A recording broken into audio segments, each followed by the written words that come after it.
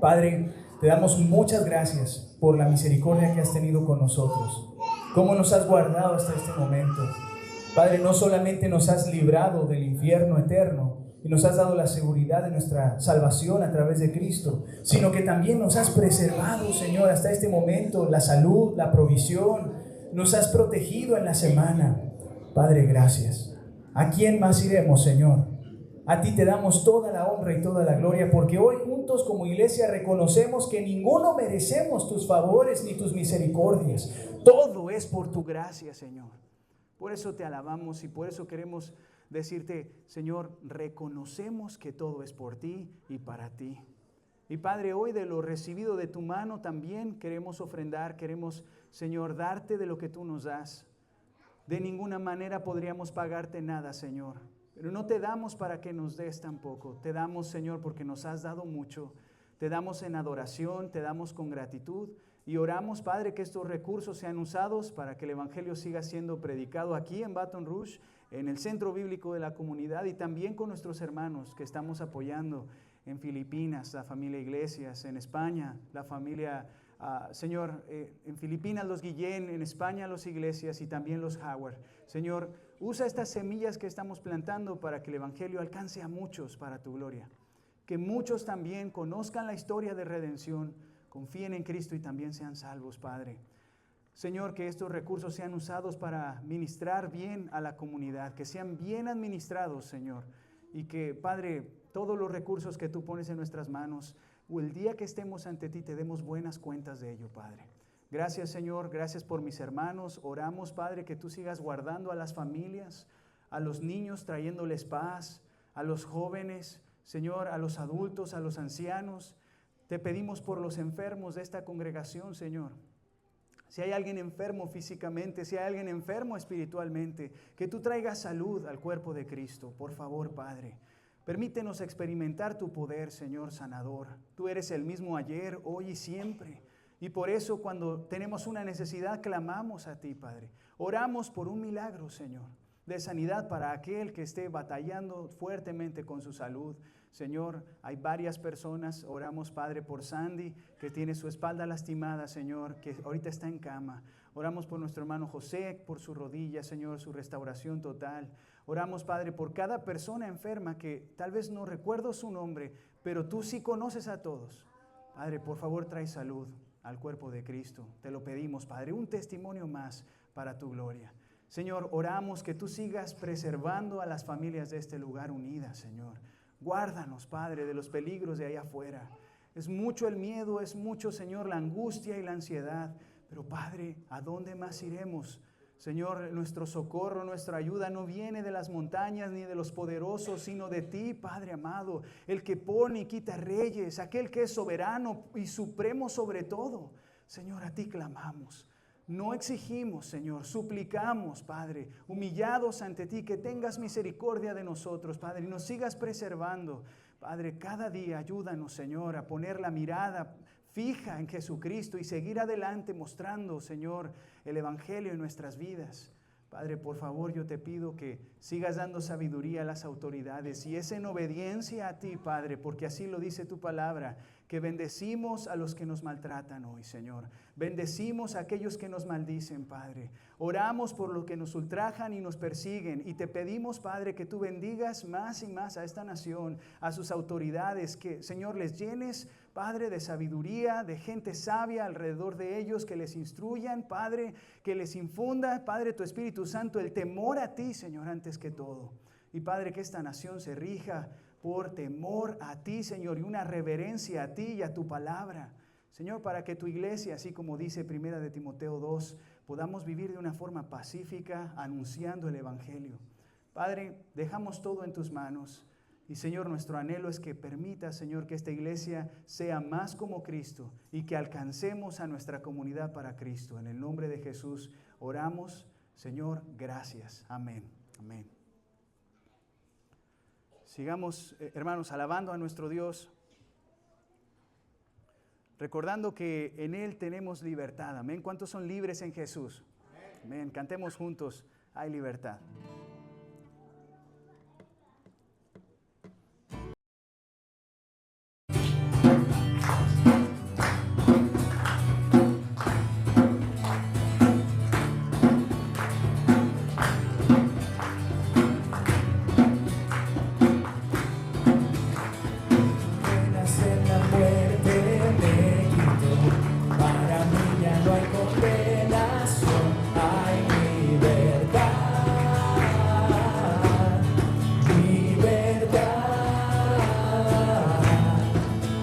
siendo esclavo del pecado, me libró, y en la cruz compró mi redención, mi libertad,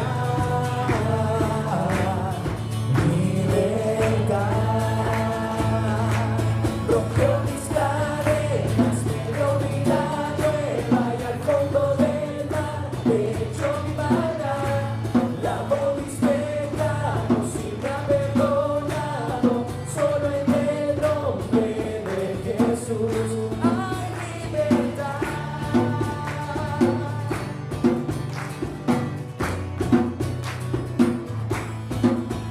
Yo proclamo al que en la cruz por mí murió y cambió mi duro corazón por libertad, libertad. El poder de su evangelio me salvó y no me avergüenzo del Señor, mi libertad,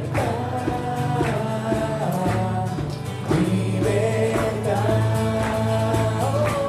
Rompió mis cadenas, me dio vida nueva y al fondo del mar me echó mi maldad, lavó mis pecados y me ha perdonado, solo en el nombre de Jesús hay libertad. Al que dijo hace libre, es libre en verdad. Al que dijo hace libre, es libre en verdad. Rompió mis cadenas, me dio vida nueva y al fondo del mar echó mi maldad, lavó mis pecados y me ha perdonado, solo en el nombre de Jesús. Rompió mis cadenas, me dio vida nueva y al fondo del mar echó mi maldad, lavó mis pecados y me ha perdonado, solo en el nombre de Jesús hay libertad. Amén. Vamos a darle gracias a Dios nuevamente, hermano. Incline su rostro. Padre, gracias, Señor. Lo que hemos cantado es la verdad, nos has hecho libres. Señor, al que tu Hijo hace libre es verdaderamente libre. Y Señor, gracias por esa libertad que nos has dado. Ayúdanos, Padre, recuérdanos que somos libres del temor, libres, Señor, de la esclavitud al pecado, libres, Señor, de la adicción, libres, Señor, de la aflicción, de estar nomás pensando, Señor, qué va a ser de nosotros. Padre, ayúdanos a descansar en ti. Señor, que recordemos que tú nos tienes en tu mano. Padre, que recordemos que la obra de Jesucristo fue completa, es suficiente. Y Padre, hoy recordamos ese hermoso regalo, Señor, lo que es la Navidad. Padre, gracias, ayúdanos estos días, Padre, a estar libres de todo estrés y preocupación, de compras, de comida y esto y el otro. Y Señor, que no nos desenfoquemos de lo importante, que es tener presente que tú nos diste a tu Hijo para salvarnos. Señor, gracias por esa verdad preciosa. Gracias porque no solo nos diste a tu Hijo para salvarnos, sino que también nos diste el sello de garantía de que cumplirás lo que has prometido, dándonos tu Espíritu Santo. Señor, gracias por la bendición. Gracias, Padre, por Jesucristo. Gracias, Padre, por la relación especial que ahora tenemos contigo. Gracias a lo que Cristo hizo en la cruz. En el nombre de Jesús oramos. Amén. Amén. Iglesia, puede tomar su lugar y los pequeñitos. Hoy no tenemos cunero, pero los demás niños, si no son de cunero, pueden salir con sus maestros. Amén.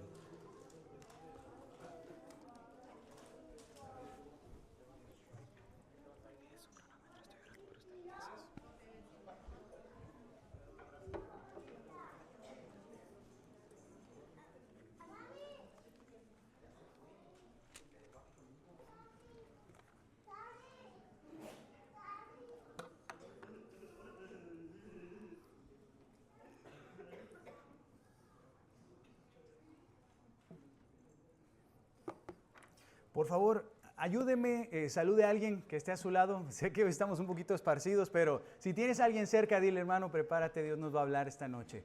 Dale tu mano ahí. Si es posible, hasta dale un abrazo. Seguramente lo necesitamos también. Amén.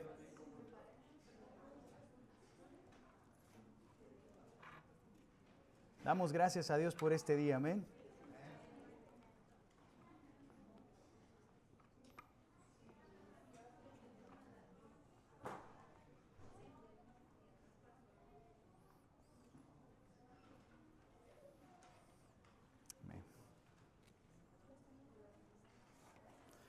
Pues hermanos, abran su Biblia, por favor, en el Evangelio de Juan. Hoy leeremos de los versículos 37 al 50.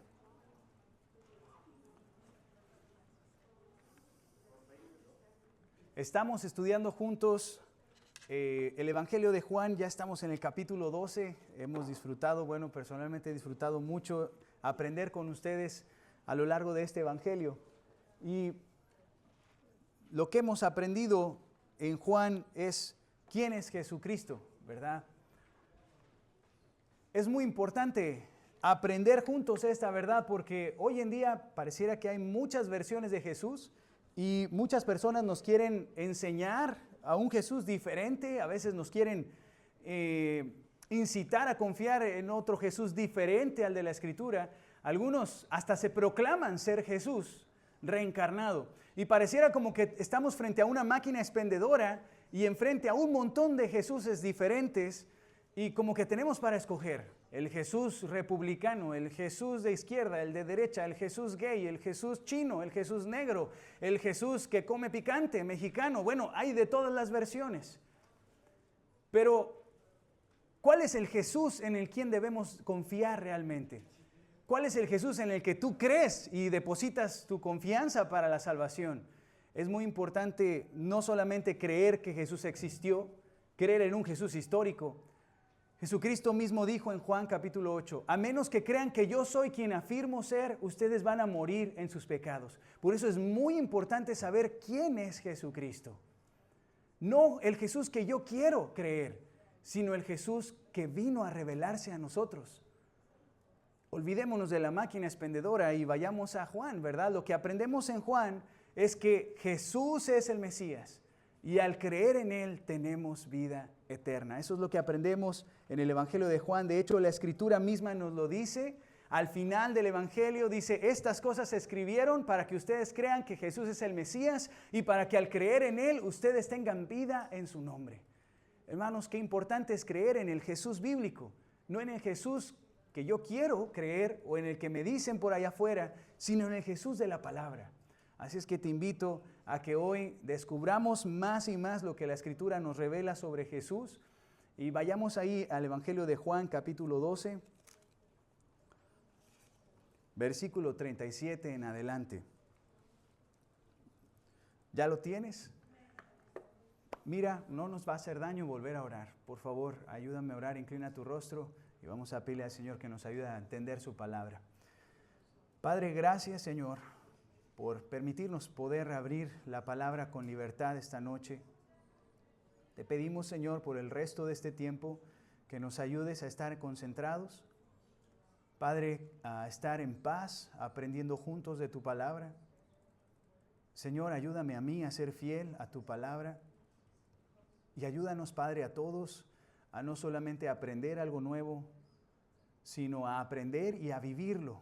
Señor, corrígenos, por favor, con tu palabra. Exhórtanos, corrige lo deficiente. Sánanos con tu palabra, Señor. Anímanos con tu palabra. Fortalécenos con tu palabra, Señor.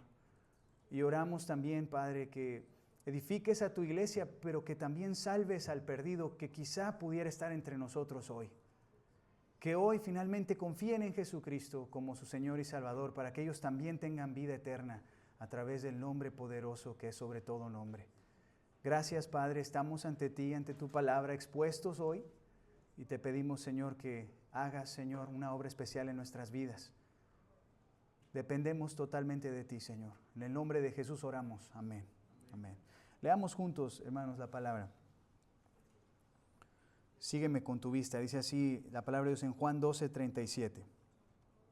A pesar de todas las señales milagrosas que Jesús había hecho, la mayoría de la gente aún no creía en Él. Eso era precisamente lo que el profeta Isaías había predicho. Señor, ¿quién ha creído nuestro mensaje? ¿A quién ha revelado el Señor su brazo poderoso? Pero la gente no podía creer, porque como también dijo Isaías, el Señor les ha cegado los ojos y les ha endurecido el corazón para que sus ojos no puedan ver y su corazón no pueda entender y ellos no puedan volver a mí para que yo los sane. Isaías se refería a Jesús cuando dijo esas palabras porque vio el futuro y habló de la gloria del Mesías. Sin embargo, hubo muchos que sí creyeron en Él, entre ellos algunos líderes judíos, pero no lo admitían por temor a que los fariseos los expulsaran de la sinagoga, porque amaban más la aprobación humana que la aprobación de Dios. Jesús le gritó a la multitud, si confían en mí, no confían solo en mí, sino también en Dios quien me envió. Pues cuando me ven a mí, están viendo al que me envió. Yo he venido como una luz para brillar en este mundo de oscuridad, a fin de que todos los que pongan su confianza en mí no queden más en la oscuridad.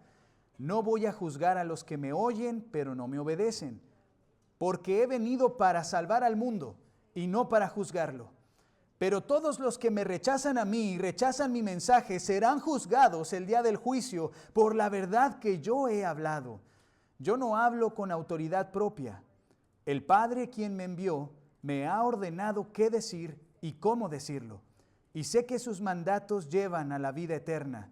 Por eso digo todo lo que el Padre me indica que diga. Amén. Hermanos, un precioso pasaje el día de hoy. Y terminamos el capítulo 12 con este pasaje. La idea central que me propongo a demostrar con la ayuda del Señor es que creo que lo que está diciendo el pasaje de hoy es que debemos reconocer que la incredulidad de la mayoría de la gente no es un fracaso, sino que es una confirmación de la identidad de Jesús como el Salvador para todo el que confía en Él. Vamos a ver este pasaje explicado en 3 puntos principales, con el título La confirmación de la identidad de Jesús. Vemos en los versículos 37 al 41 la incredulidad de la gente. Después de los versículos 42 al 43 vamos a ver la inmadurez de los creyentes. Y por último, lo que vemos como un resumen de todas las enseñanzas de Jesús hasta este punto, vamos a ver la instrucción de Jesús. Así es que vamos a lo primero, la incredulidad de la gente. Me llama la atención cómo termina el pasaje de la semana pasada. Si regresamos un par de versículos antes, ahí en el 35, vamos a ver que Jesús les hace una advertencia muy clara a las personas que lo han estado oyendo. En el 36 les dice, pongan su confianza en la luz mientras aún haya tiempo. Eso significa que va a haber tiempo en el cual ya no van a poder poner su confianza en Cristo. Este es el punto clímax para una decisión. De hecho, a partir de aquí vamos a ver una dureza todavía mucho más grande y que ya les va a ser imposible retractarse de esa incredulidad. Pero hasta este punto, el Señor Jesús les está advirtiendo, pongan su confianza en mí mientras aún haya tiempo. Y ahora vemos en el versículo 37 que ellos no escucharon la advertencia. Dice que a pesar de las muchas señales milagrosas que Jesús había realizado, la mayoría de la gente aún no creía en Él. Es algo muy triste y a la vez muy revelador, porque no sé si tú has oído a algunas personas que dicen, mira, si yo veo un milagro voy a creer. Si veo a Jesús aquí que se aparezca, voy a creer. Mira, si yo veo que hace un milagro como los que dice la Biblia enfrente mío, voy a creer. Bueno, los incrédulos, aunque vean lo que vean, todavía, si ellos en su corazón se endurecen, no van a creer, aunque tengan a Jesús frente a ellos.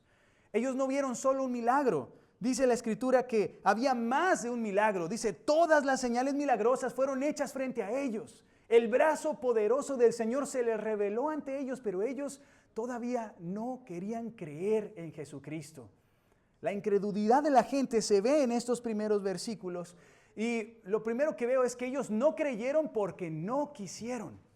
Tenían toda la revelación frente a ellos, las enseñanzas del mismo Señor Jesucristo, vieron milagros, escucharon la voz del Padre desde el cielo. ¿Te acuerdas? Hace una semana vimos que oyeron la voz que algunos decían, no fue un trueno, no, fue un ángel.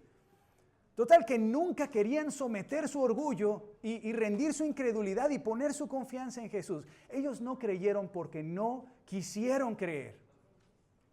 Y eso es importante porque hay gente que hoy en día dice, bueno, mira, tal vez yo no soy un elegido, por eso no creo. Si tú estás oyendo hoy, si tú estás aquí sentado y estás escuchando el Evangelio y ya lo has oído más de una vez, Dios te va a hacer responsable a ti de aceptar o rechazar su invitación de confiar en Cristo. Dios no es responsable de eso. Tú sí lo vas a hacer ante Dios. Así es que no podemos culpar a Dios si me eligió o no me eligió. Si tú estás escuchando, ¿eres tú el que acepta o eres tú el que rechaza? Así es que es muy importante que tomemos en serio la advertencia de Jesús. Mientras aún hay tiempo, poner nuestra confianza en la luz. ¿En quién es Él? Muchos siguen rehusando confiar en la luz y de qué tantas bendiciones preciosas y maravillosas nos perdemos por no poner nuestra confianza en aquel que es la luz verdadera. Primera de Samuel 6:6 nos explica que eso fue lo que hicieron los egipcios y el faraón. Y hace una pregunta la Escritura: ¿por qué endurecéis vuestro corazón como los egipcios? Y como faraón endurecieron su corazón. Si recordamos la historia, y no vamos a recitar todo Éxodo, pero acuérdense que faraón se puso muy terco. Y de hecho, casi que lo que tenemos más presente muy a menudo es que Dios le endureció el corazón. ¿Cierto? Es más, él le predijo a Moisés qué era lo que iba a hacer. Le dijo a Moisés, mira, tú vas a ir, vas a liberar a mi pueblo, pero yo voy a endurecer el corazón de Faraón. Eso ya estaba predicho. Sin embargo, la Escritura nos revela algo más. Y nos dice que antes de que Dios le endureciera el corazón a Faraón, el Faraón se endureció primero. Decidió rechazar a Dios. Cuando llegaron los israelitas, y específicamente Moisés y Aarón, a hablarle a Faraón para que dejara ir a su pueblo, al pueblo de Dios, él les dijo, no conozco a su Dios y no voy a hacer lo que él me pide. Rehusó creer, rehusó rendirse ante Dios. Vemos Éxodo 7:13, el corazón del Faraón se endureció. Y si somos justos con el texto, esta es la primera vez que aparece eso en el texto en Éxodo, no dice todavía que Dios le endureció el corazón, dice que el corazón del faraón se endureció y no lo escuchó, como Jehová había predicho, como él ya lo había afirmado. Capítulo 7:22 dice, y los hechiceros de Egipto hicieron lo mismo con sus encantamientos. Y el corazón del faraón, que dice, se endureció y no los escuchó como Jehová lo había dicho. 8:15 dice, pero viendo Faraón que le habían dado reposo, endureció su corazón y no los escuchó como Jehová lo había dicho. ¿Quién está endureciendo el corazón aquí? ¿Dios o el faraón? La Escritura dice que fue Faraón. Pero después vemos, no nada más ese versículo, el 32 también nos dice, mas Faraón, que dice, endureció aún esta vez su corazón y no dejó ir al pueblo. Vemos que, hermanos, antes el endurecimiento del corazón es como un proceso. Nosotros recibimos la oferta y tomamos esa decisión. Somos responsables ante Dios de creer o no creer. Y nos ponemos duros o decimos, Señor, aquí estoy. Te creo y me rindo a ti. Y es como un proceso, porque aquel que inicia esa interacción con Dios, una vez que se le ofrece el rendirse ante Dios y rehúsa rendirse ante Él, se va poniendo cada vez más y más duro por su voluntad. Es lo único que hace el esclavo al pecado, endurecerse. Y vemos, hermanos, en Hebreos 3, 7 al 8, una exhortación clara de la Escritura. 3 veces en el versículo 7 al 8, en el versículo 15 y también en el capítulo 4, verso 7, lo mismo una y otra vez la Escritura nos dice, cuando oigan hoy su voz, no endurezcan el corazón. ¿A quién le está dejando la responsabilidad de endurecer el corazón? A nosotros. Si no dijera, mira, pídele a Dios que tu corazón no se haga duro. No dice eso. Dice, ustedes no endurezcan su corazón. Y eso es algo muy importante de tener presente en este pasaje. Ellos habían visto muchos milagros, dice la Escritura en Juan 12, Pero a pesar de ver a Jesús y toda su obra, ellos no quisieron creer en Él, endurecieron su corazón. Ahora, vemos más adelante en el mismo texto, vamos por ahí otra vez a Juan 12, versículo 39. Dice, pero la gente no podía creer. Ahora se nos revela algo más.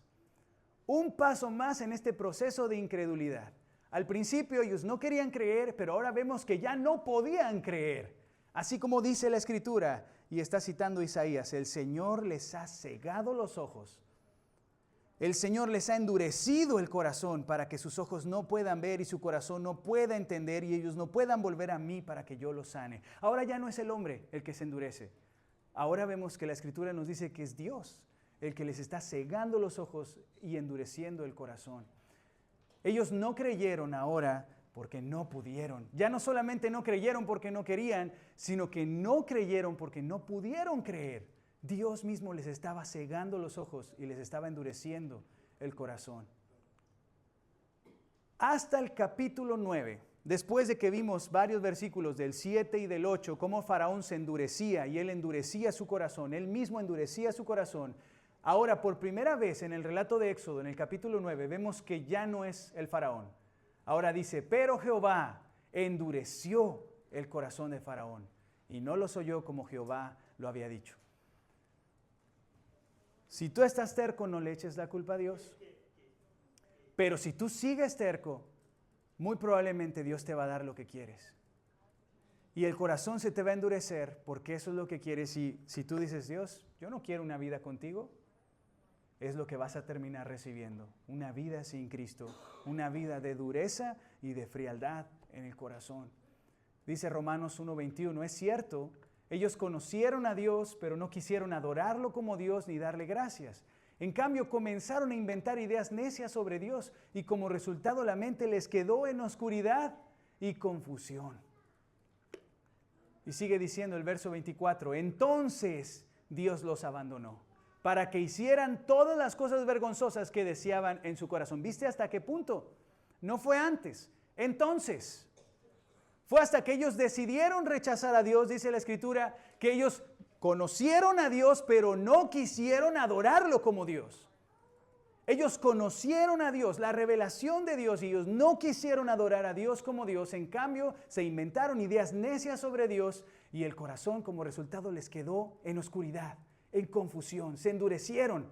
Y entonces Dios los abandonó para que hicieran todas las cosas vergonzosas que deseaban en su corazón.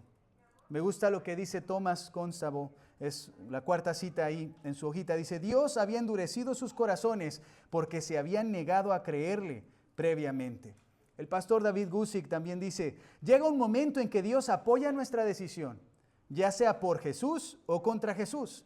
Al final, delante de Dios obtenemos lo que queremos y aquellos que desechan a Jesús no tendrán que pasar la eternidad con Él. ¿Se acuerdan la semana pasada hablábamos cuando ese juego de la cuerda y están estirando y tensando la cuerda? Y a veces es tan fácil cuando es alguien más débil que tú dices, mira, es lo que quieres, lo voy a soltar. Y está jalando, lo voy a soltar y lo suelta. ¿Y qué pasa con ese? Va y de sentón, ¿verdad? Y todavía se enojan con uno. ¿Por qué lo soltaste? Pues tú estabas jalando. El necio rehúsa confiar en Cristo y llega a un punto tal en su dureza que Dios le da lo que quiere. ¿Es lo que quieres? Te voy a dar una mente entenebrecida. ¿Es lo que deseas? Voy a darte un corazón duro que ya no puedas confiar en mí. Ten cuidado de no tener un corazón incrédulo. Si tú estás aquí y has estado oyendo una y otra vez el Evangelio y quizá llevas años viniendo y sentándote aquí en este lugar, escuchando el Evangelio una y otra vez, quiero recordarte que el venir a sentarte aquí no va a salvar a nadie. Me han oído decirlo muchas veces. El ir a una iglesia no salva a las personas. Jamás una buena obra como ir a congregarte, que es algo muy bueno, te va a salvar. Es solamente por la obra de Cristo. Hermanos, pero sin embargo, congregarnos es bueno, ¿cierto? Es un mandato de la Escritura. Eso lo enseña la Escritura.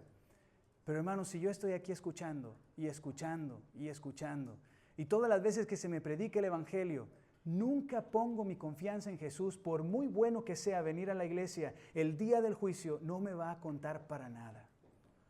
Porque no confié en el único y suficiente Salvador. La Escritura es muy clara. Dios dio a su único Hijo para que todo aquel que siempre vaya a la iglesia no se pierda, mas tenga vida eterna, ¿así dice? No, para que todo aquel que en Él cree. No me malentiendas. Qué bueno que estás aquí hoy. Es importante congregarnos para nuestro crecimiento espiritual. Pero no te confundas. Ir a la iglesia no nos salva. Y si tú estás aquí y nunca has confiado en Cristo y crees que estás bien solo por estar entre nosotros, hoy quiero clarificarte eso. No es por eso que Dios te va a salvar, es por confiar en Jesús. No tengas un corazón duro con Él, endurecido, incrédulo. Has visto muchas cosas quizás a lo largo de tu vida, milagros, cómo el Señor te ha guardado. El hecho de que estés aquí es un milagro de Dios. El hecho de que estemos respirando, no endurezcas tu corazón por culpa de la tradición, que porque no quiero abandonar lo que mis padres me han enseñado, tal vez. Por culpa de mi orgullo, es que yo no soy tan malo, ¿cómo que yo necesito un Salvador? Por culpa tal vez del moralismo o yo no sé de qué, pero nada vale la pena cuando se compara con el invaluable valor de conocer a Cristo. Conocer a Jesucristo, hermanos, es lo mejor que le puede pasar al ser humano. No endurezcas tu corazón porque va a llegar un punto en el que ya no es porque no quieras creer, ya no vas a poder creer de lo ciego que va a quedar tu mente. Lo único que puede romper un corazón así de duro es la palabra. No la rechaces. Dale cabida en tu corazón. Y hoy, si el Señor está hablando a tu vida, dile, Señor, ya no quiero ser más incrédulo. Aquí estoy. Estoy listo a bajar las defensas. Estoy listo a reconocer que tú eres quien dices ser y a confiar en ti. La incredulidad de gente ocurrió porque así lo decía la Escritura. Ellos no creyeron porque simplemente la Escritura así lo decía. Y eso me encanta porque parece que cuando iniciamos a leer el pasaje de hoy, está diciendo, pues después de muchos milagros que hizo Jesús, ahora la gente ni aún así no creían en Él. Parece como una derrota. Por lo que dice, la mayoría de la gente no creía en Él. Y pareciera como una derrota de Jesús. Jesucristo no fracasó ni una sola vez. Ni siquiera clavado en la cruz, Él estaba derrotado. Y es importante entender lo que Juan nos está diciendo, porque lo que nos dice más bien es que, mira, esto es la confirmación. No, si tú estás leyendo que no creen en Él y que ya llevas 12 capítulos leyendo que la gente no cree, no te desanimes. Realmente es lo que decía la Escritura, que así le iba a ocurrir al Mesías. Y cita dos pasajes, que es Isaías 53, 1 y también Isaías 6:10. Y en los 12 nos habla del Mesías. Nos dice que, ¿quién ha creído a nuestro anuncio? Dice ahí el apóstol Juan y también la Escritura en Isaías, en el verso 38. También nos dice que el Señor es el que les ha cegado los ojos. Mira, si estás viendo mucha incredulidad, mucho rechazo, pero es una confirmación de que Jesús es el Mesías. No era un fracaso en su ministerio, era la confirmación. Estaba más bien reforzando lo que Jesús estaba diciendo. Así debía ser tratado el Mesías. Y es algo importante de ver porque muchos al leer pasajes como estos dicen, mira, pobrecito Jesús, dale chance, cree en Él, dale la oportunidad. No, nada que ver. Estas personas no tenían que darle la oportunidad a Jesús. Jesús le estaba dando la oportunidad a ellos de confiar. Y el hecho de que ellos no creyeran realmente, hermanos, no era un fracaso en el ministerio de Cristo. Era una confirmación de que Jesús es el Mesías, es quien dijo ser. Vemos también en el texto que no todos estaban duros. Algunos otros habían abierto su corazón. Versículos 42 en adelante dice, sin embargo, hubo muchos que sí creyeron en Él. Pero hay algo interesante con estos creyentes. Dice, entre ellos algunos líderes judíos, pero no lo admitían por temor a que los fariseos los expulsaran de la sinagoga, porque amaban más la aprobación humana que la aprobación de Dios. Lo primero que quiero que veamos es que los creyentes inmaduros de los cuales se nos están hablando, y el texto no nos da, hermanos, el permiso, estudiando exegéticamente el pasaje, para decir estos creían de verdad o no creían. Lo que nos dice el texto es que ellos creían. Es lo que dice el texto. Ellos estaban creyendo, pero tenían miedo a admitirlo. Y tenemos que ser justos con la Escritura. Está diciendo, estos eran creyentes, pero tenían miedo a admitirlo, porque amaban más la aprobación de la gente que la de Dios. Temían más a los hombres que temer a Dios. Estos creyentes inmaduros temen más a los hombres que a Dios. Me hizo pensar de inmediato en lo que dice la Escritura en Proverbios 29, 25, hermanos. Dice que temer a la gente es una trampa peligrosa. Lee conmigo lo último, por favor, que es precioso. Dice, pero confiar en el Señor significa seguridad. Wow. ¿Cuántos han tenido miedo alguna vez en su vida? Sí, yo creo que recientemente también nos invade la ansiedad, la angustia. Todo el tiempo estamos a veces lidiando con dejarnos dominar por el temor o enfrentarlo. El temor no es algo equivocado cuando el temor lo tenemos hacia Dios. Pero un miedo que nos hace alejarnos de Dios y nos hace más bien temer a todos alrededor menos a Él, es un miedo pecaminoso. Es algo que tenemos que desechar de nosotros. La Escritura nos leíamos la semana pasada en Salmos, dice, yo tiemblo únicamente ante tu palabra, Señor. ¿Cuántos han temblado ante Dios? De temor, de terror, ante ese Dios temible que tenemos. Él es el Dios todopoderoso, aquel que tiene voz como de trueno, aquel que sus ojos son como de fuego, aquel que está rodeado de gloria y majestad, aquel, hermanos, que es 3 veces santo.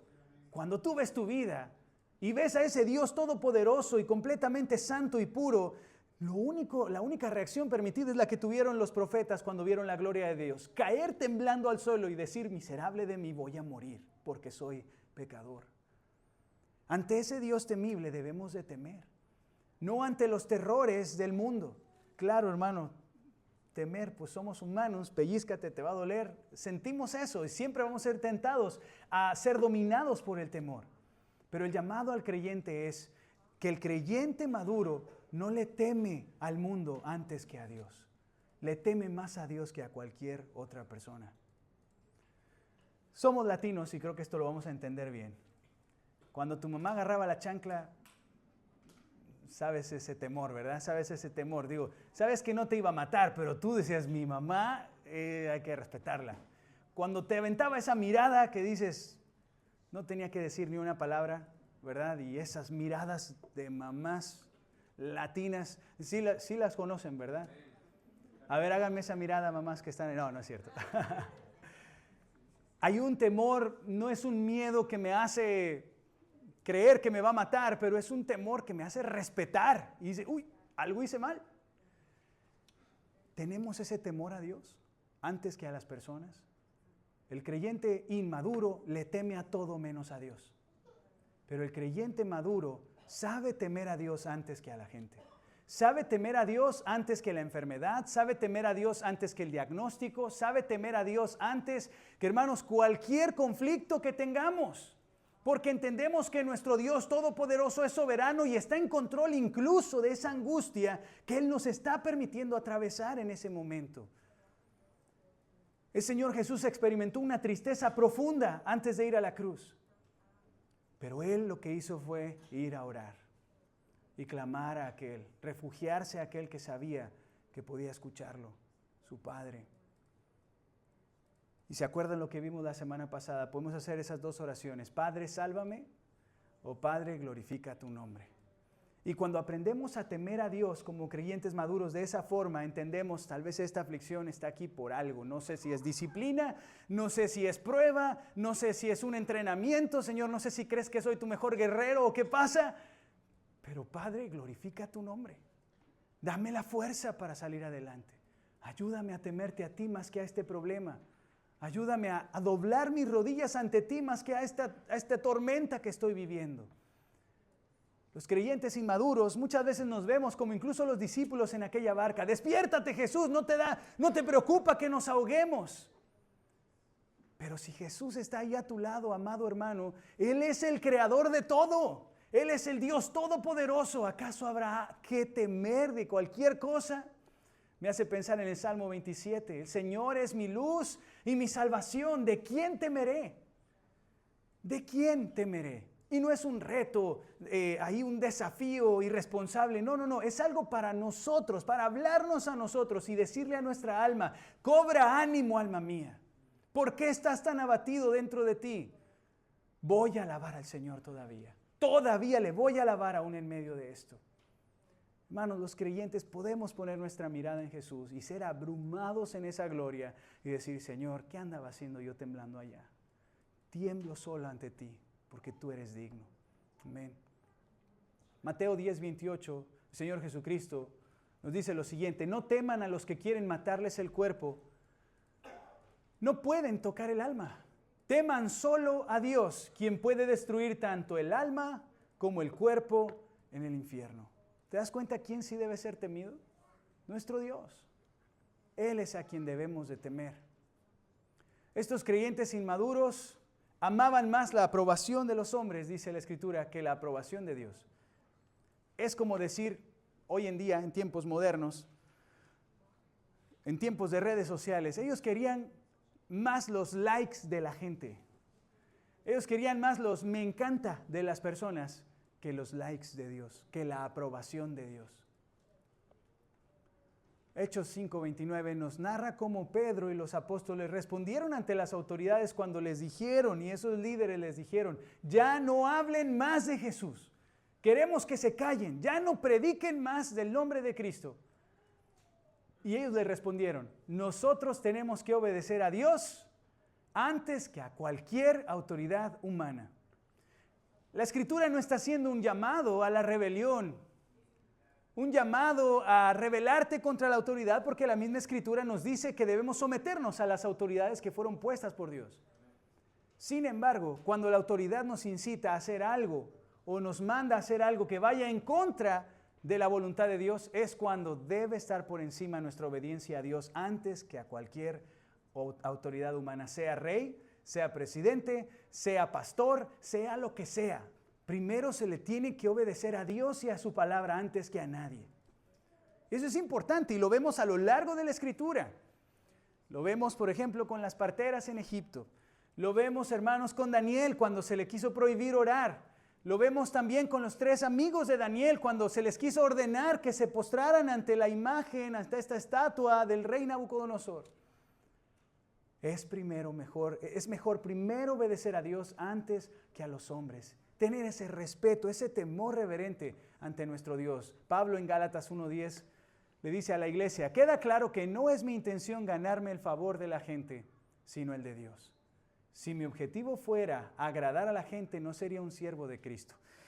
Pablo dijo cosas muy amorosas, hermanos, de mucho ánimo, de mucho consuelo, pero también dijo cosas muy duras. Cuando lees Corintios, cuando lees Gálatas precisamente, cuando les dice, ustedes Gálatas tontos, insensatos, ¿cómo se dejaron engañar? Estaban tan bien y ahora terminaron mal. Oye, decir esas cosas, queda claro que este hombre, al tener clara la instrucción de Dios de dar ese mensaje, no se acobardó, sino que prefirió temer más a Dios y ser fiel al mensaje de la palabra.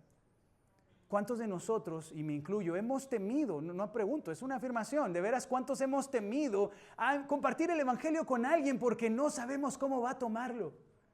Si le digo que es un pecador y que necesita arrepentirse y confiar en Jesús, ¿te ha pasado alguna vez? Hermanos, qué importante es recordar que sí, queremos caer bien. No está hablando la Escritura de que, oye, tú sé el más odioso de tu cuadra, ¿eh? O sea, sé el más terrible y cáele mal a todos, porque no buscamos agradar a la gente. No es eso el mensaje y no te vayas de aquí con esa idea. Pero está diciendo que no queremos agradar a la gente antes que agradar a Dios. No quiero ser popular y caerle bien a todos si voy a estar desagradando a mi Salvador, al Dios 3 veces santo.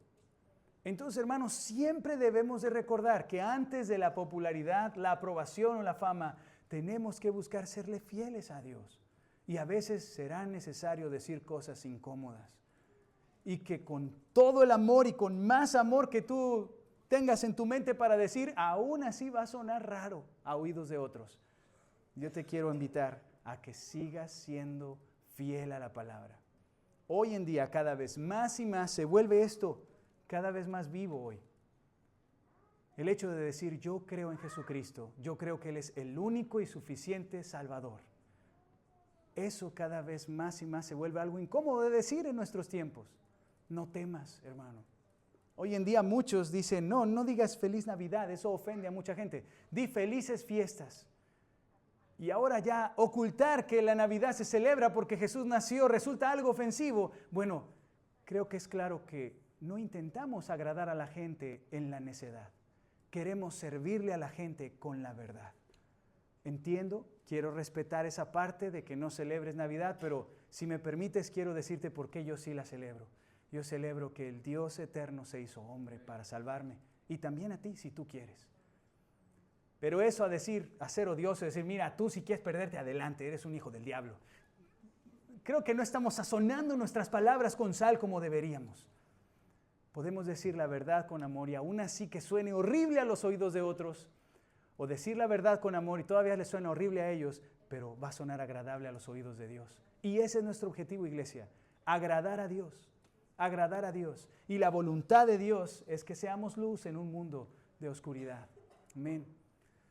Algo importante cuando hablamos de la inmadurez de los creyentes es esto. En resumen, lo que nos está diciendo estos dos versículos es que los creyentes inmaduros aman y temen lo que no deberían. Yo creo que estas personas genuinamente confiaron en Cristo.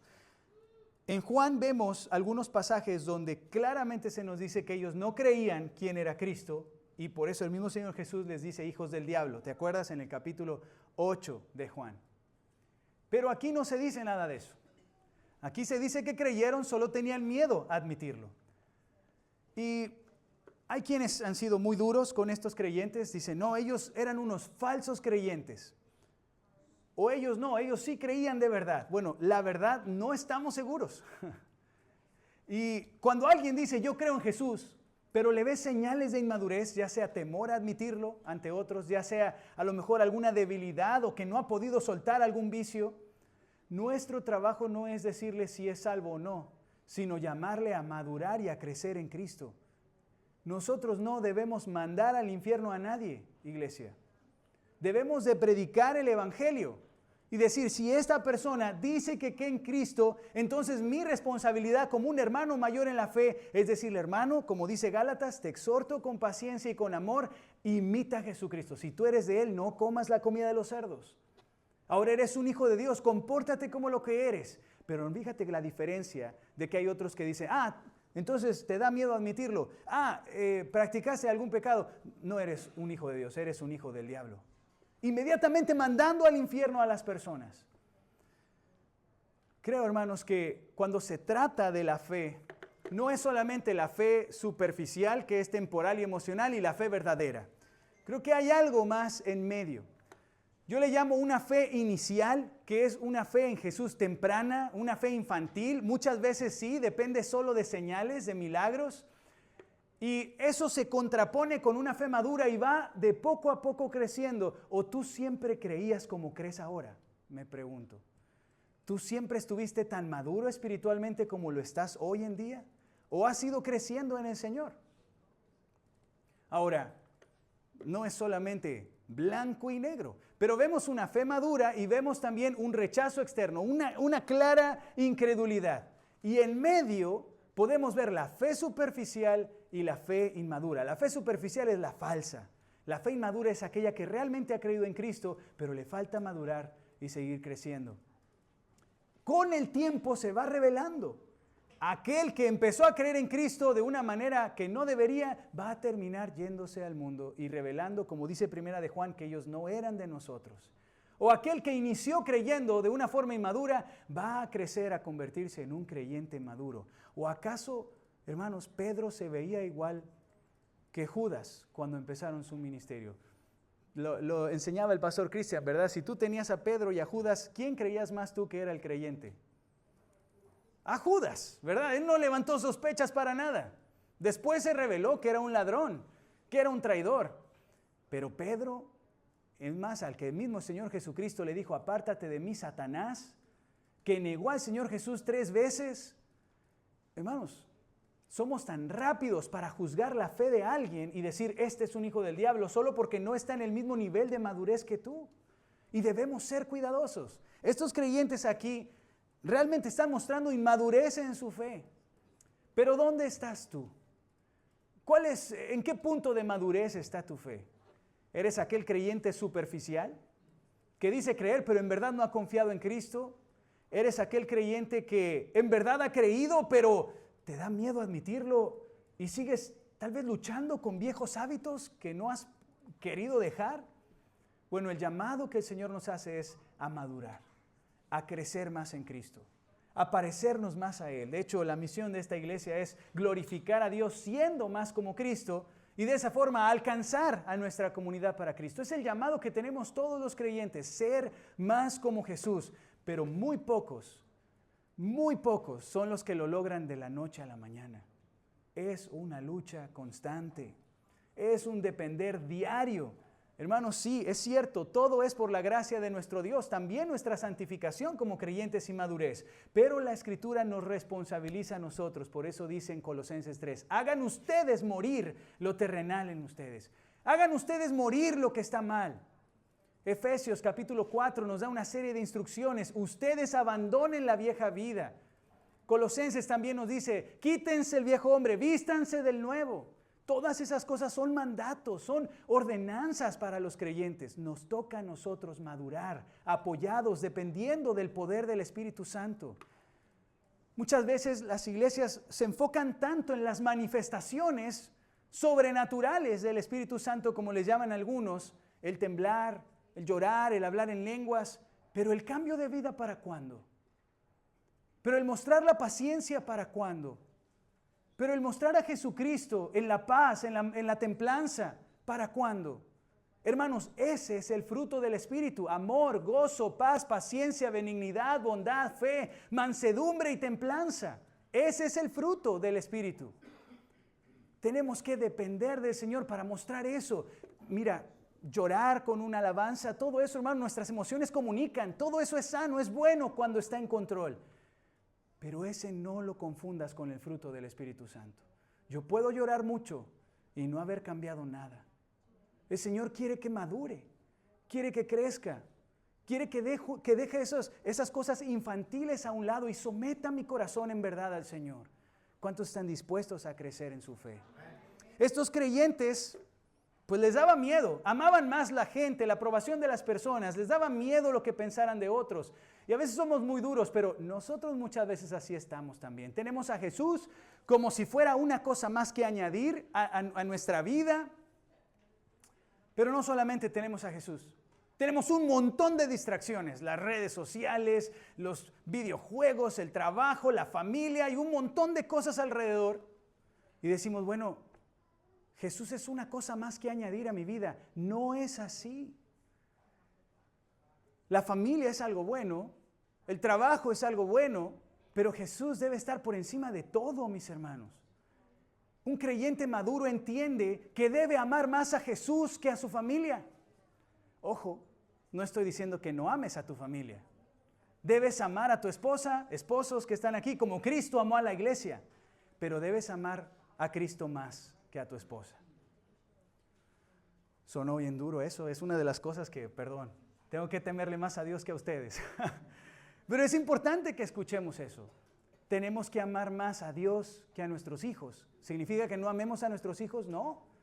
Debemos amar a nuestros hijos, ser responsables con ellos, amarles de una forma como lo manda la Escritura. Pero a Dios tengo que amarlo más. Tengo que amar más a Dios. Tengo que amar a mi prójimo como a mí mismo. Claro que sí, pero a Dios tengo que amarlo más. Dios siempre tiene que ocupar el primer lugar en mi vida. ¿Por qué es importante que entre esposos se ame más a Dios que al cónyuge? Bueno, porque cuando yo le falle o ella me falle, si ella ama más a Dios y yo amo más a Dios, voy a quedarme ahí a luchar hasta el final. Porque amo más a mi Dios que a esta persona. Y Dios me pide que me quede y luche contra viento y marea. Así es que si el amor de mi vida me pide hacer eso, lo voy a hacer porque Él manda mi corazón, no mis emociones, no mis sentimientos. Amar más a Dios que a nuestros hijos es importante porque cuando ellos se portan rebeldes, no voy a desquitar mi ira contra ellos, los voy a corregir con amor y disciplina como mi Señor me manda. porque lo amo más a Él que a mis hijos. ¿Te das cuenta cómo es importante? No es un desprecio, no es un no te amo, no, más bien es amarlos de la forma correcta. Cuando yo amo más a Dios que a todo, voy a amar de la forma correcta todo lo demás. Y a todas las personas y tesoros importantes que Dios me ha entregado. Jesús tiene que ser número uno en nosotros. Dile al que está a tu lado, Él debe ser prioridad. Jesús debe ser la prioridad.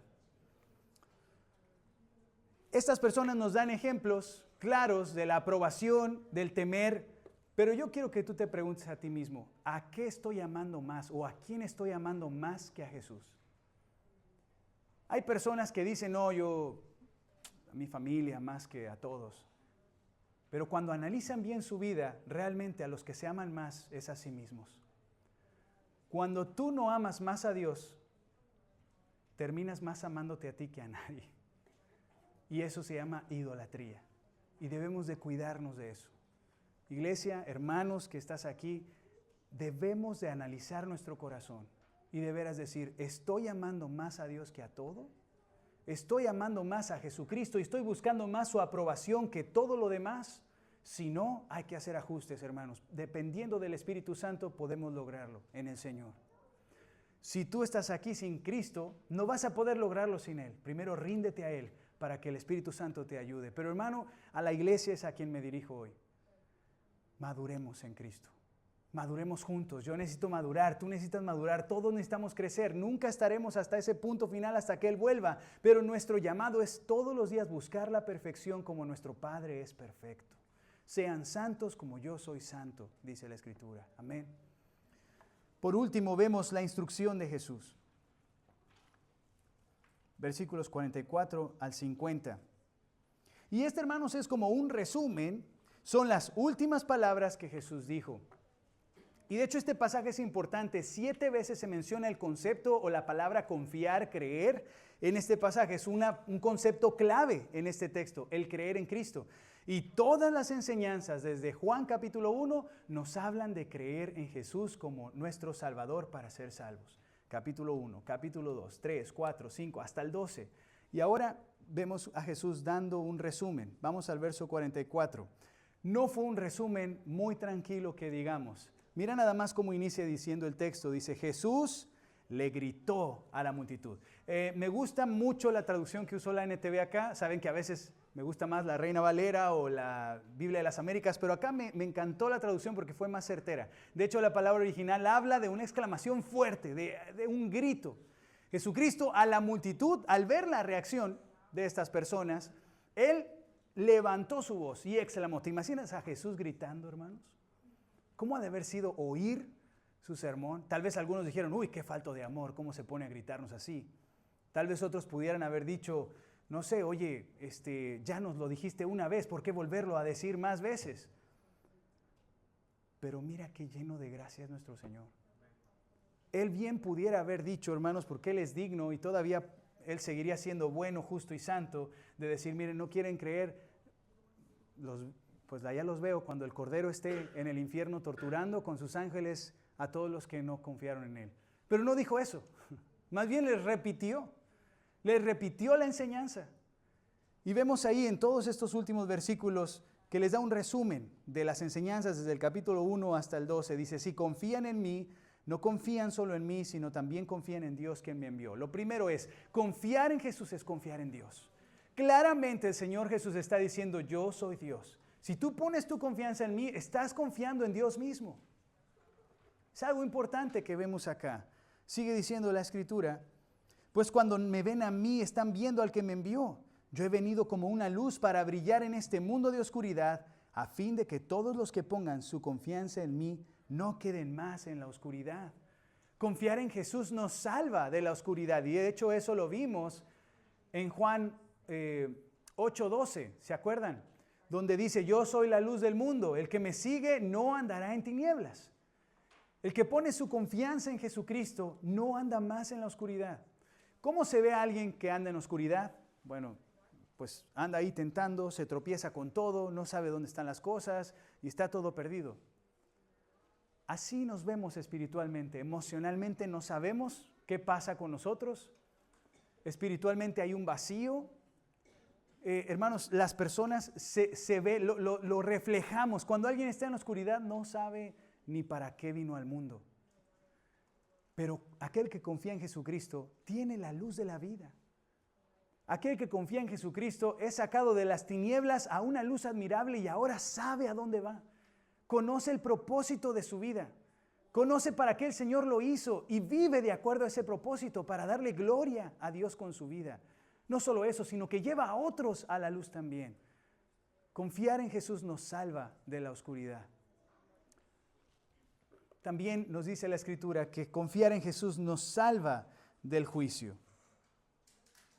Claramente el Señor Jesús nos dice en el 48, dice, todos los que me rechazan a mí y rechazan mi mensaje serán juzgados el día del juicio por la verdad que yo he hablado. Algunos han interpretado las palabras de Jesús como crueles, duras, al decir, bueno, Jesús, pues, ¿por qué estás diciendo eso? Mejor dales la oportunidad a otros que no confíen en ti, pero pues también sálvalos. Pero Jesús no está siendo cruel al decir la verdad. Él se está mostrando, yo soy la solución, confía en mí. El decir eso es una muestra de amor a todo el mundo. Él se está revelando y dándose a conocer, yo soy la solución, por eso vine a salvarte. Realmente los que están siendo groseros al rechazar a Jesucristo es aquellos incrédulos que se rehúsan a confiar en Él. La invitación de Jesús es una muestra de amor y de gracia al pecador. Jesucristo, al ser santo y perfecto, se humilló a tal manera para venir a recibir insultos, escupitajos en la cara, bofetadas, corona de espinas, clavos en las manos, burlas constantes, por amor. No, lo que está diciendo Jesús aquí no es cruel. Él está mostrando nuevamente su gracia al decir, mira, si no me aceptas, pronto vas a estar ante el juez un día y va a irte muy mal. Eternamente vas a estar condenado. Confía en mí para que tengas vida. Ezequiel nos lo dice también que el Señor le pesa, le duele, no quiere que el impío se pierda, sino que quiere que se arrepienta y se vuelva de su mal camino para que sea salvo. Segunda de Pedro también nos lo dice, que el Señor está siendo paciente hoy en día con aquellos que no se han arrepentido, porque no quiere que nadie perezca. Primera de Timoteo capítulo 2 también nos lo dice, que el Señor quiere que todos se salven. Hermanos, el deseo de Dios no es que la gente se vaya al infierno. Y aquí nuevamente el Señor Jesús está dando esa muestra de gracia y de amor. Confía en mí porque hay un juicio. Y en ese juicio, si no tienes un abogado defensor, un salvador, estás perdido. Si tú hoy estás aquí y no has confiado en Jesús, toma en serio las palabras de Él. Arrepiéntete de ese rechazo, de esa incredulidad. Ven a Cristo en arrepentimiento y fe. Y mira, lo que Él te promete es vida eterna, salvación, perdón, luz. Termina diciendo el Señor Jesús en el verso 50, y sé que sus mandatos llevan a la vida eterna. Por eso digo todo lo que el Padre me indica que diga. Él no necesitaba vida eterna, ¿te das cuenta? Él es Dios. Pero dice, ya que los mandatos de mi Padre llevan a la vida eterna, por eso estoy diciendo esto. El deseo de Jesús era que los que escucharan confiaran en Él para que tuvieran vida eterna. Y todo esto lo dijo gritando. ¿Te imaginas? Yo no estoy gritando, estoy matizando un poco la voz, pero ¿te imaginas todo eso gritado el Señor Jesús? ¿Cuál es la voluntad del Padre según lo que nos dice Juan 6? Dice que lo que el Padre quiere que hagamos, dice la única obra que el Padre quiere que hagamos para nuestra salvación es que confiemos en quien Él ha enviado. El Padre quiere que hagas muchas cosas. Quiere que ames, que no mientas, que muchas cosas quiere que hagas. Pero para tu salvación solo te pide una, que confíes en quien Él ha enviado. Señor Jesús, por favor léelo gritándolo, te está gritando. Confía en mis enseñanzas, porque hay un juicio, hay una oscuridad que un día será eterna para ti y para tu alma. Hay una vida eterna y hay una muerte eterna. Pero si tú confías en Cristo, Él te dará la vida. Hermanos, por eso nos dice la Escritura en Juan 1:12. A todos los que le recibieron, a los que creen en su nombre, les dio el derecho de ser llamados hijos de Dios. Quiere decir que no todos son hijos. No todos están en luz. Pero hoy tú puedes cambiar eso confiando en Jesucristo y recibiendo el regalo de la salvación. Amén. Hay preguntas para nosotros hoy. Quiero preguntarte primero al no creyente, al amigo que pudiera estar entre nosotros.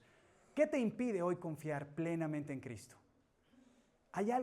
¿De veras qué te está frenando de que tú confíes en Jesús como tu único y suficiente Salvador? Nada de eso vale la pena. No es un obstáculo real cuando se compara con el precio, con el premio que Cristo ha ganado para aquellos que confíen en Él. Iglesia, quiero preguntarte a ti también, ¿estás viviendo tu fe de una manera abierta y sin temor? Creyente que estás aquí hoy, que has confiado en Jesucristo, ¿estás hablando de Jesús abiertamente y sin temor? ¿Te ha tocado predicar el Evangelio esta semana? Pues a lo mejor no ocupas un micrófono. Realmente, hermanos, Dios nos ha dado una esfera a cada uno de nosotros de personas que yo no puedo llegar a las mismas personas que mi hermano acá o que mi hermana o que mis hermanos. Cada uno tiene una esfera de gente que Dios nos dio. ¿Estamos siendo buenos testigos de Cristo ante ellos? Otra pregunta que tengo para la iglesia es, ¿has dejado de compartir el Evangelio por el desánimo o por miedo al rechazo? Te quiero recordar que nuestro trabajo es evangelizar, no salvar. Tú y yo no salvamos a nadie. El que salva es el Señor. La salvación es del Señor. Pero qué privilegio tan grande nos ha dado de ser mensajeros. De ser aquellos que compartan las buenas noticias. Si la persona cree o no cree, va a ser su responsabilidad ante Dios. Pero la tuya va a ser si hablaste o no hablaste. Hermano, recuerda, si tú eres un hijo de Dios, si tú eres miembro del cuerpo de Cristo, un día se nos va a pedir cuentas. Si fuimos buenos atalayas, que predicamos y dijimos, viene el peligro, viene la muerte. Hay un infierno que sigue ardiendo hoy, el pecado sigue ofendiendo a Dios, pero también hay un Salvador que sigue salvando y que su gracia sigue vigente para todo aquel que confía en Él. Iglesia, somos llamados a seguir proclamando esa verdad, sin temor, abiertamente, donde estemos, incluso desde una cama de un hospital, incluso hermanos en el lecho de muerte. Me hace pensar en Esteban, que estaba recibiendo esas pedradas y estaba por morir, incluso ahí sus enemigos matándolo, y él está diciendo, Padre, no les tomes en cuenta su pecado. Veo el cielo abierto y está proclamando a Jesucristo, ahí en los últimos segundos de vida. No maldijo, predicó a Cristo. Iglesia, seamos valientes, sin temor. El rechazo, la incredulidad, no es un fracaso, es una confirmación de que la palabra se cumple siempre.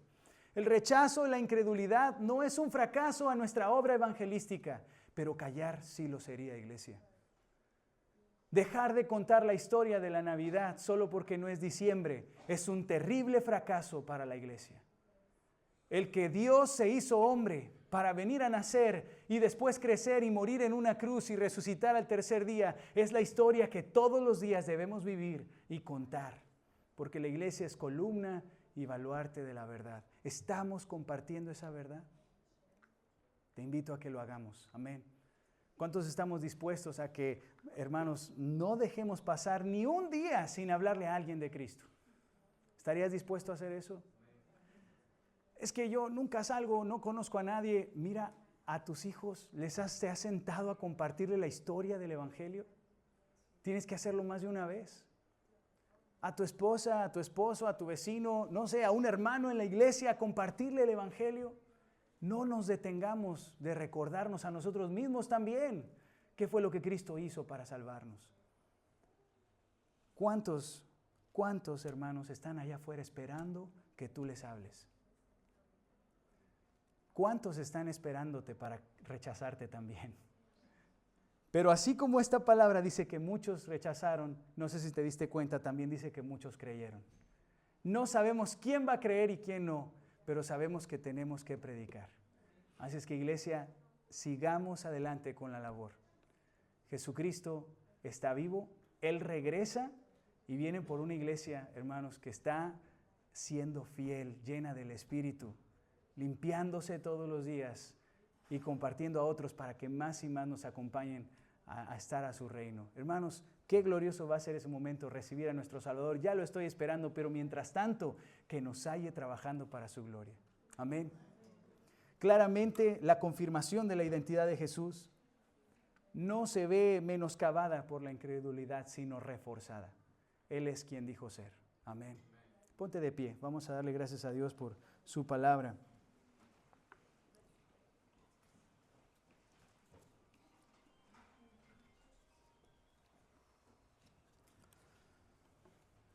Y quiero invitarte a que tomes por ahí la mano de alguien que tengas a tu lado. Abrázalo si es tu familiar, tu esposa o tu esposo. Vamos a orar juntos. Hoy el mensaje fue evangelístico, pero también fue de exhortación y ánimo para la iglesia. Así es que todos tenemos algo que responderle a Dios. Yo voy a orar, voy a guiar la oración, pero tú háblale al Señor, tú respóndele. ¿Qué te habló Dios hoy? Respóndele. Él está esperando también que tú respondas a lo que Él te habló hoy. Oremos juntos. Padre, gracias, Señor, por tu palabra. Gracias, Padre, te damos por este pasaje que nos recuerda claramente que Jesucristo no fracasó en su ministerio y la incredulidad no fue un fracaso, sino una confirmación de que Él es quien dijo ser. Y Padre, nosotros como tu iglesia lo creemos, descansamos en la verdad del Evangelio, sabemos y confiamos en quién es Jesucristo. Pero Padre, hoy reconocemos que pudiéramos tal vez estar como estos creyentes que se describe aquí, inmaduros tal vez en algunas áreas de nuestra vida. Padre, por favor, ayúdanos a crecer. Danos, Señor, madurez en Cristo. Que tu Espíritu Santo, Señor, produzca en nosotros ese fruto. Anhelamos llevar mucho fruto para tu gloria. Señor, concédenos ese fruto para glorificar tu nombre. Que estemos llenos de gozo, de paz, en medio de la tormenta. Que, Señor, en medio de los ataques estemos llenos de mansedumbre, de templanza.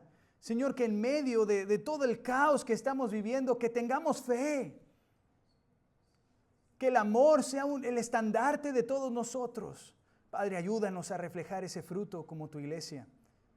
Padre, ayúdanos a calzarnos nuestros pies con el Evangelio también. A hacer esos pies hermosos que anuncian la paz, que van hacia otros y les hablan de la historia de la Navidad. Que Cristo nació para salvar al pecador. Que indiscriminadamente nosotros hablemos, Señor, a pesar del rechazo, a pesar de lo que nosotros pensemos de cómo van a reaccionar los demás. Señor, que con amor y fidelidad compartamos la historia del Evangelio, la historia de redención. Padre, como iglesia estamos atribulados, Señor, hoy también. Hay carga en nuestro corazón. Estamos dolidos con muchas cosas, muchas pruebas, Señor. Este año ha sido difícil para muchos de nosotros. Pero, Padre, no nos dejes acobardarnos, Señor. Que seamos como Jesucristo, que aunque estaba tan triste hasta la muerte, Él todavía cargó la cruz. Que seamos, Señor, como Jesús, que estaba tan triste, tan angustiado, pero Él todavía se inclinó para lavar los pies de los demás. Señor, ayúdanos, por favor, a imitar a nuestro Maestro. Y que como tu iglesia, Señor, no nos cansemos de confirmarle al mundo que Jesús es el Mesías. Padre, oramos por el no creyente. Que por favor, Señor, tú prepares los corazones de todos los que vamos a ir a hablarles. Que aprovechemos las fiestas y este tiempo con familia y amigos para dar testimonio de Jesús. Y Padre, prepara los corazones. Señor, anhelamos ver vidas transformadas y cambiadas. Señor, salva al pecador. Que nuestros esfuerzos rindan fruto, Señor. Padre, que el ir y predicar, Señor, que sabemos que ese es el logro para la iglesia, el evangelizar y ser testigos, pero Padre, concédenos ver que te glorificas salvando a más pecadores para tu gloria. Una familia más, Señor. Una vida más cambiada, Señor. Un nombre más escrito en el libro de la vida, Señor. Por favor, te lo suplicamos. Que te glorifiques salvando a los pecadores mientras llevamos el mensaje, Señor. Ayúdanos, Padre, y si hubiera alguien entre nosotros que no ha confiado en Jesús, concédele el arrepentimiento y que ellos, Señor, tengan un corazón no endurecido, sino dispuesto a confiar en Jesús hoy para que sean salvos. Gracias, Padre, porque no es por nuestras obras, sino es por la obra perfecta de Jesucristo. Gracias, Señor. En el nombre de Jesús oramos. Amén. Amén. Iglesia, sigamos cantando a nuestro Dios. Ya que hablamos de la confirmación de quién es Él, te quiero invitar a que cantemos juntos de que Él es el Dios que adoramos, que venció la muerte y el pecado. Él es Dios. Amén. Cantemos juntos.